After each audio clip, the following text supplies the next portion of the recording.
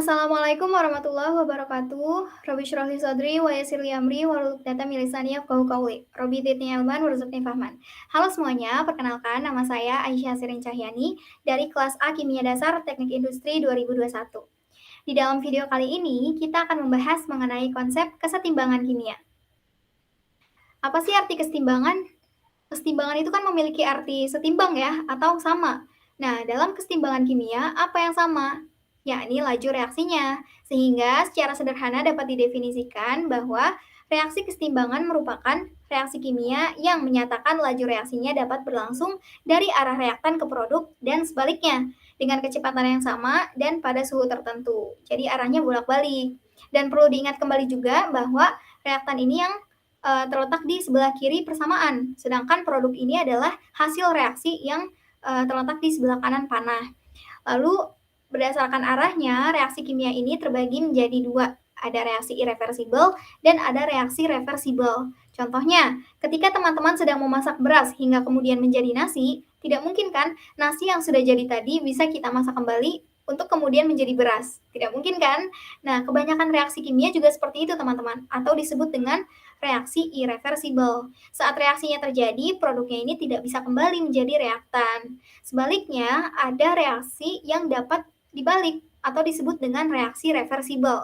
Nah, kesetimbangan kimia itu biasanya hanya terjadi pada reaksi reversibel ini saja, yakni salah satu reaksi kimia di mana reaksinya ini dapat berlangsung dalam dua arah, alias tidak hanya reaktan yang dapat menjadi produk, tapi produk juga bisa berubah kembali menjadi reaktan seperti itu. Contohnya, pada pembentukan NH3 atau amonia.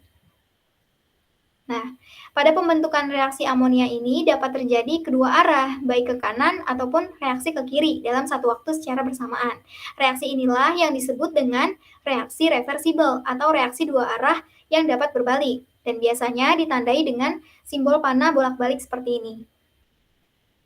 Kemudian, terdapat syarat-syarat suatu reaksi bisa dikatakan sebagai reaksi setimbang atau reversibel, yakni yang pertama, apabila reaksinya ini memiliki laju reaksi dua arah atau bolak-balik. Nah, biasanya itu ditandai dengan panah dengan arah dua bolak-balik seperti ini. Lalu yang kedua, sistemnya tertutup. Nah, pada prinsipnya, sistem tertutup yang dimaksud ini adalah tidak ada zat-zat yang keluar dari sistem atau tidak terjadi perpindahan materi. Jadi, semua reaktan dan produknya itu tidak berubah di dalam sistem yang sama. Lalu yang ketiga, bersifat dinamis atau mikroskopis. Nah, artinya reaksinya ini berlangsung secara terus-menerus, baik ke arah produk maupun ke arah reaktan. Nah, apabila teman-teman menemukan sebuah persamaan dengan ciri-ciri berikut, maka sudah bisa dipastikan bahwa persamaan tersebut adalah persamaan setimbang atau reversibel. Nah, selanjutnya, menentukan tetapan kesetimbangan berdasarkan konsentrasi atau KC. Secara matematis, tetapan kesetimbangan konsentrasi atau KC ini adalah perbandingan hasil kali konsentrasi dari produk yang dipangkatkan koefisiennya dengan hasil kali konsentrasi dari reaktannya yang dipangkatkan koefisiennya. Dan perlu diketahui juga bahwa dalam menghitung KC ini, kita hanya boleh menghitung dari persamaan yang berwujud gas dan larutan saja, atau yang biasa disimbolkan dengan huruf G kecil dan aqu atau aqueous.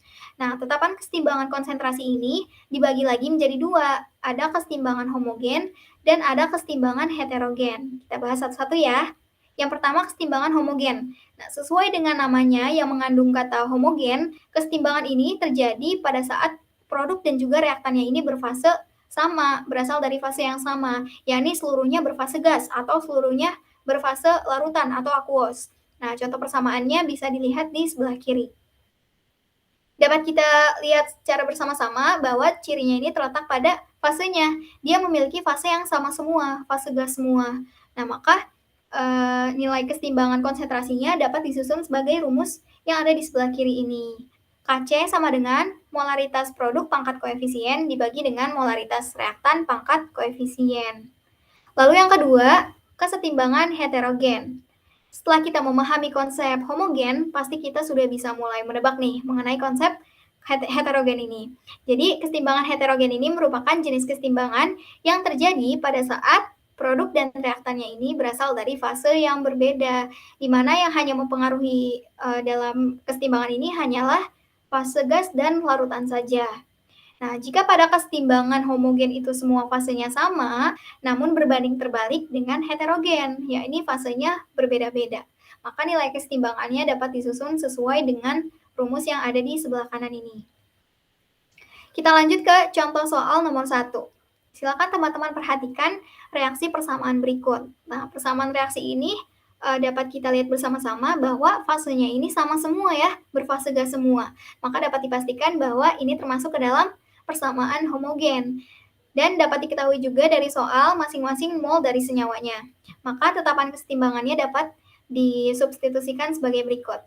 K sama dengan molaritas PCl3 pangkat koefisien dikalikan dengan molaritas Cl2 pangkat koefisien per molaritas PCl5 pangkat koefisien. Menjadi masing-masing molnya ini dibagi dengan 10. Kenapa harus dibagi dengan 10? Karena di dalam soal diketahui volumenya. Sedangkan untuk mencari molaritas kita menggunakan rumus mol dibagi dengan volume atau N per V. Sehingga hasil yang didapat adalah 0,015. Contoh soal yang kedua, perhatikan reaksi persamaannya. Nah, dapat disimpulkan ya bahwa persamaan ini termasuk ke dalam persamaan heterogen karena fasenya berbeda-beda dan tetapan kesetimbangannya dapat disubstitusikan sebagai berikut. K sama dengan molaritas CaOH2 pangkat koefisien dikalikan dengan molaritas H2CO3 pangkat koefisien per 1. Loh, kenapa CaCO3 dan H2O-nya ini tidak dihitung? Nah, ingat ya teman-teman, sesuai dengan syarat tetapan kesetimbangan konsentrasi yang telah dibahas tadi, bahwa untuk menghitung Kc itu hanya berlaku pada fase yang berwujud gas dan larutan saja, sehingga dihasilkan Kc-nya ini adalah 0,0006. Nah, selanjutnya, memprediksi arah kesetimbangan atau hasil bagi reaksi yang disebut juga dengan quotient dan dilambangkan dengan Q besar. Nah, hasil bagi reaksi ini memiliki bentuk yang sama dengan konstanta kesetimbangan atau K yang sudah kita bahas sebelumnya.